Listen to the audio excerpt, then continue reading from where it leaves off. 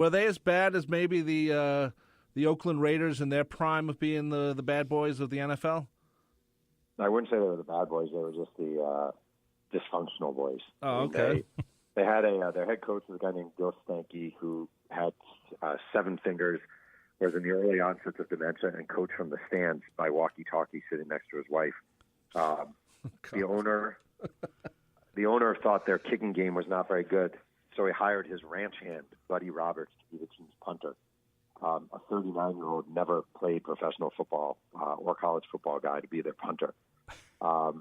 He required the owner, Clint Mangus' daughter was named Malu, and she was a very bad singer who performed in local clubs.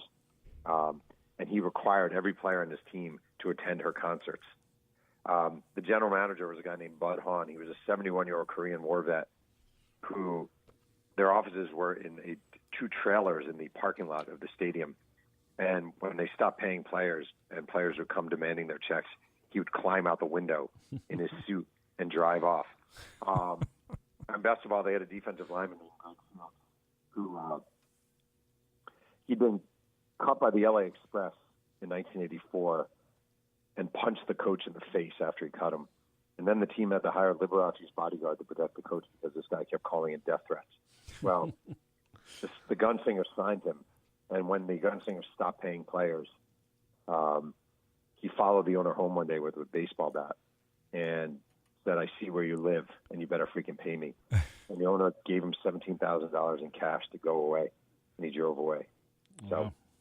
They're the best team ever. They're my favorite team of all time. If I could be a member of any team in sports, it would be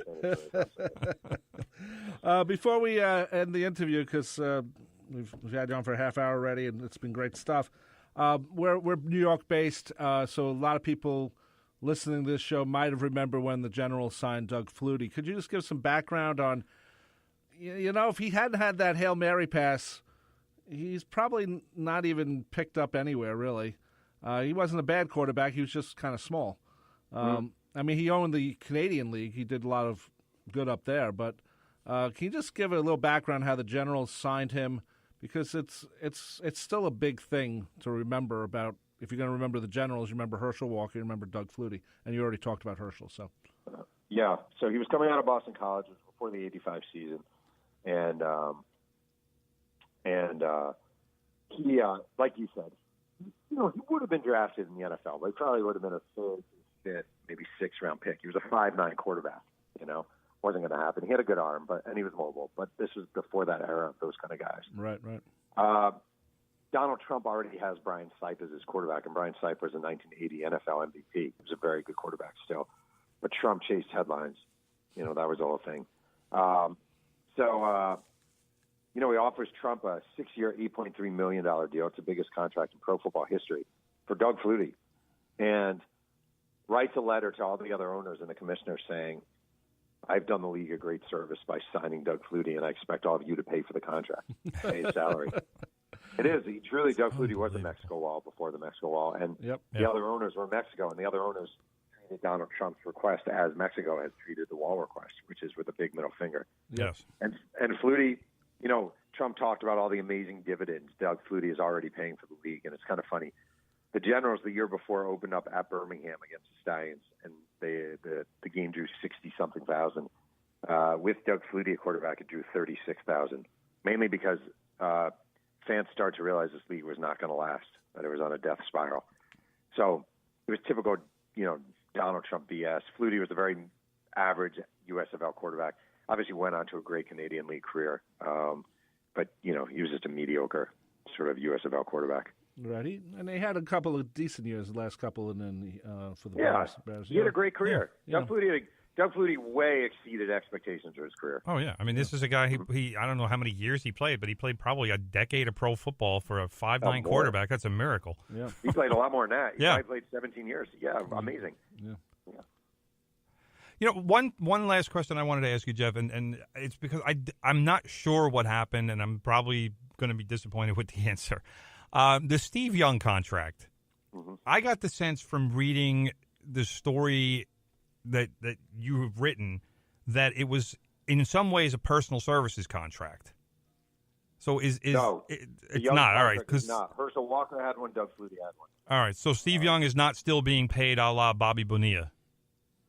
No, Steve Young stopped getting paid many All right. years ago. I was gonna, The contract was $42 million annuity, and he got about $8. Okay, because I kind of like the way they structured it and put it together. It was one of those things where I'm always for athletes deferring money if for no other reason, and they won't wind up broke, as so many of them do. I like the structure of the contract, especially from back then, but with what happened with the Express owner and as crazy as he was, I was kind of under the impression that there's no way that Steve Young is probably still getting paid. But figured I'd ask. They did him wrong. They did him wrong because they built it up as Steve Young, the $40 million guy. And I actually wrote Walter Payton's biography several years ago, and Walter Payton had a very similar contract. It was an annuity deal, and Walter Payton's widow Connie is still getting, I think, $200,000 a year off of that contract. Annuity deals were really smart, but no one ever when Walter Payton signed the annuity, nobody ever said Walter Payton is a $70 million man. Mm-hmm. They said Walter Payton, who signed the annuity with X amount up front. So they put all this pressure on Steve Young because they were trying to get the attention for the league. So they were like, Steve Young, the $40 million man. And Steve Young's an insanely nice guy and a very humble guy, and he hated that, really hated that. Yeah, and that's from I remember those headlines from back then. I mean, when I was obviously much younger, and the numbers from that, from when you're talking about the early to mid '80s, that number was astronomical. I mean, you couldn't believe any kind of an athlete was being paid that much money. Right. So I guess they got the desired result, but like you said, Steve Young was obviously never happy with playing that role because that's not who he was. Right. Correct. He was just a kid.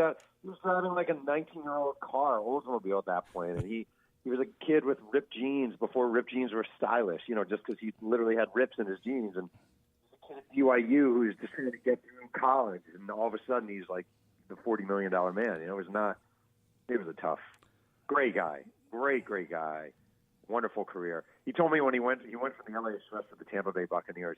Said there was far more talent with the LA Express than he had surrounding him in Tampa. That doesn't surprise me. Not surprising.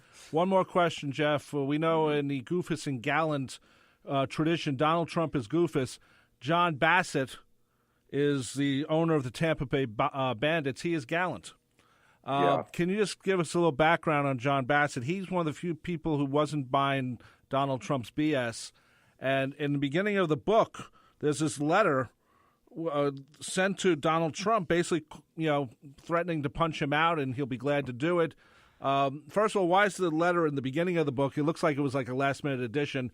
And second of all, just give a little background on John Bassett. I know he owned the Memphis Southmen and the WFL, but he seemed to have a good team at Tampa Bay, the Tampa Bay Bandits, and the way to do it down there. They seem to have a good following down there, too. Yeah, so Bassett believed in the USFL from the beginning, and he believed in the idea of it. And he thought it was smart and inventive, and he was right. And he was the one guy I thought who could have stood in Trump's way a little bit. And then he got cancer and died, and that was the end of it. I love Bassett. And that letter, so I found that letter, just through reporting and contacts and blah, blah, blah. And it's the best letter ever. It's basically John Bassett threatening to punch Donald Trump in the face the next time he bullies anyone. Yeah. And I put it at the front just because I loved the letter. There was no, I just thought the letter was great, and I thought it said so much about sort of the league and the light and the darkness of it all. And I just said, to hell with it, I'm going to put it there. And anytime anyone writes a letter or they threaten to punch someone in the face, I think it's kind of good. I agree with you, Jeff. We've been talking with Jeff Pearlman. He is the author of Football for a Buck: The Crazy Rise and the Crazier Demise of the USFL. One more question. Did you think the USFL could have continued? Because Timmy and I thought it could, but we didn't get your opinion.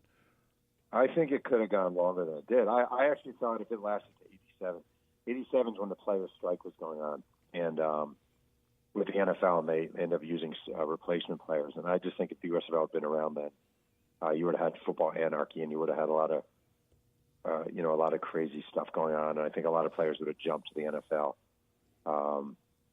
I would jump to the USFL, sort of for the money, and so I think eventually the NFL would have just absorbed Jacksonville, Baltimore, maybe Oakland, probably Memphis, and maybe Birmingham, but they got greedy and they did it too early. Good point. Jeff, thanks for joining us. We appreciate it.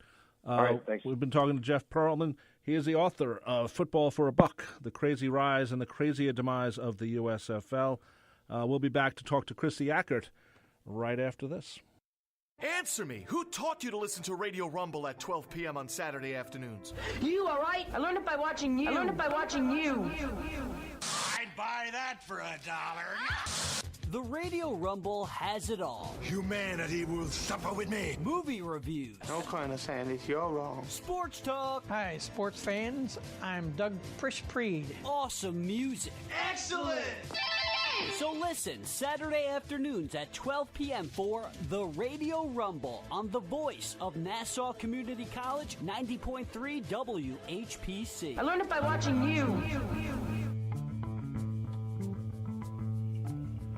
90.3 WHPC from the Press Box, part of the WHPC Sports Talk family. My name is Rob Leonard, and joining me, of course, is my brother, award-winning sports writer Tim Leonard, and on the phone with us is Kristie Ackert. She writes for the New York Daily News, and we're going to talk about something that, she observed this year, part of, as writer for the Mets and other things. We'll talk about how the Mets really weren't very good this year, even though they were so good in the beginning, and the fall was so. It's like someone took the steps out, and all of a sudden you just fell. So, Kristie, welcome back to our show. We haven't had you on in a while. Thanks. Good to be back. So I think we had you on at the beginning of the season. I think we were talking about, and I think we were in the middle then of what this drastic decline happened. But at the same time, you had two really good stories, I think, for the Mets this year. Jacob deGrom and, what happened a couple of weeks ago, or last week, whatever it was, David Wright coming on for 3 innings, 4 innings, whatever it was. 5 innings, I'm sorry. 2 really great stories for a season that was a heartbreaker, at least for this Mets fan. So, I was wondering what you thought of as someone who's there every day.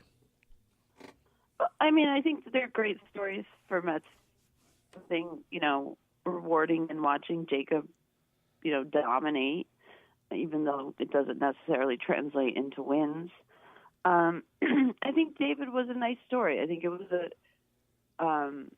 a rare story in sports where, you see an athlete go through as much as he did. Most athletes would walk away, and his desire to get better, even if it was just for that one game or game and a half,